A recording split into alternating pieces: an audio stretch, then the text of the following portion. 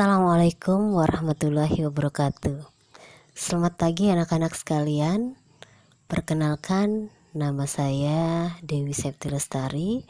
Saya di sini adalah Waka Kurikulum di SMA Negeri 1 Longikis. Materi kita kali ini mengenai struktur kurikulum 2013, di mana kurikulum 2013 mengatur mata pelajaran yang akan kalian pelajari pada saat kalian menjadi siswa di SMA Negeri 1 Longikis. Mari kita simak materi berikut ini. Baiklah, mari kita lihat struktur kurikulum pendidikan menengah. Struktur kurikulum pendidikan menengah pada siswa SMA atau di sekolah menengah atas terbagi menjadi dua kelompok, yaitu kelompok wajib dan kelompok peminatan.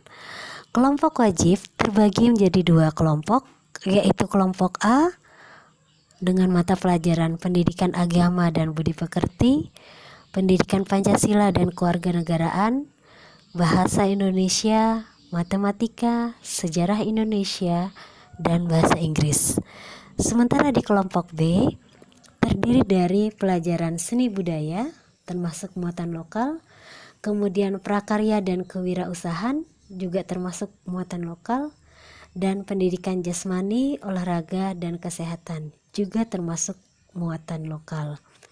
Untuk kelompok wajib A dan B ini akan diterima di seluruh program, baik program IPA maupun program IPS. Jadi tidak ada perbedaan antara program IPA dan program IPS. Kemudian kita lanjut ke kelompok C ataupun peminatan. Khusus untuk kelompok C, yaitu peminatan, jika kalian memilih program studi IPA, maka kalian akan mendapatkan matematika, biologi, fisika, dan kimia.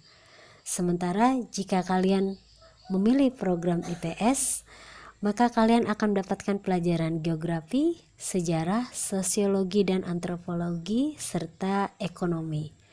Dan apabila kalian memilih jurusan bahasa, maka mata pelajaran yang kalian pilih nanti akan terdiri dari bahasa dan sastra Indonesia, bahasa dan sastra Inggris, bahasa dan sastra asing lainnya, serta antropologi. Khusus di SMA Negeri 1 Longikis hanya ada dua program studi, yaitu peminatan IPA dan peminatan IPS. Baiklah, mari kita menuju ke slide selanjutnya, yaitu mengenai struktur pelajaran di program IPA. Untuk kalian memilih kelompok IPA atau memilih jurusan IPA, maka kalian akan mendapat mata pelajaran kelompok A, kelompok B, dan juga kelompok C. Seperti yang telah Ibu sampaikan sebelumnya, mata pelajaran kelompok A dan kelompok B ini akan didapat baik program IPA maupun program IPS.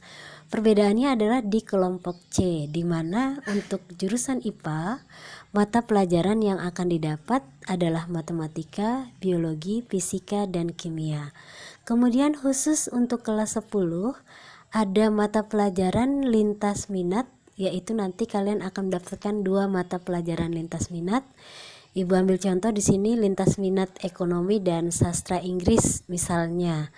Nanti mata pelajaran ini akan ditentukan sesuai dengan jadwal yang telah diberlakukan. Selanjutnya kita menuju ke program IPS. Untuk program IPS sama seperti program IPA, kelompok A, B, dan C adalah mata pelajaran yang akan diampu atau kalian terima pada saat kalian mengikuti pelajaran. Mata pelajaran kelompok A dan B adalah mata pelajaran yang sama seperti kelompok A dan B di program IPA. Sementara perbedaannya adalah di kelompok C, yaitu mata pelajaran sejarah, geografi, sosiologi, dan ekonomi.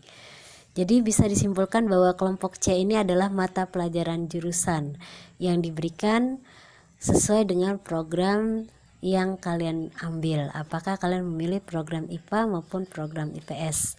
Selanjutnya seperti dengan ketika kalian memilih di program IPA, maka program IPS juga diberikan lintas minat.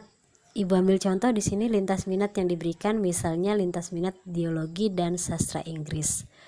Kemudian nanti akan timbul pertanyaan, apa sih yang dimaksud dengan lintas minat? Lintas minat itu adalah mata pelajaran yang diberikan yang tidak sesuai dengan jurusan kalian. Jadi lintas minat itu adalah mata pelajaran program lain yang diberikan ke program tertentu. Misalnya kalian di jurusan IPA, maka kalian akan diberikan mata pelajaran lintas minat yang merupakan mata pelajaran di jurusan IPS. Sebaliknya, ketika kalian berada di program IPS atau memilih jurusan IPS, maka mata pelajaran lintas minat yang diberikan adalah mata pelajaran yang merupakan program atau mata pelajaran di IPA. Oleh karena itu, masing-masing baik program IPA maupun IPS itu akan memiliki 2 mata pelajaran lintas minat ketika dia duduk di kelas 10.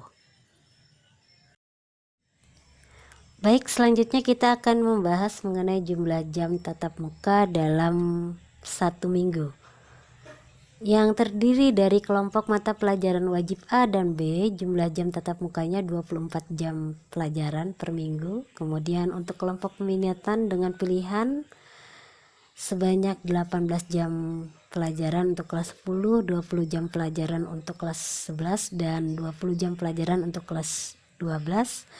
Sementara untuk mata pelajaran lintas minat atau pendalaman materi, kelas 10 sebanyak 6 jam pelajaran, kemudian kelas 11 4 jam pelajaran, dan kelas 12 4 jam pelajaran.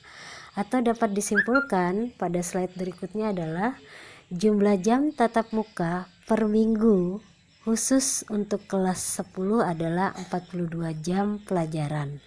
Ini berbeda dengan kelas 11 dan kelas 12, di mana masing-masing kelas 11 dan 12 itu dalam 1 minggu jumlah jam tatap mukanya adalah 44 jam pelajaran. Oleh karena itu, khusus untuk kelas 10 maka akan diberikan jam tambahan berupa 2 jam pelajaran mata pelajaran BK, bimbingan konseling.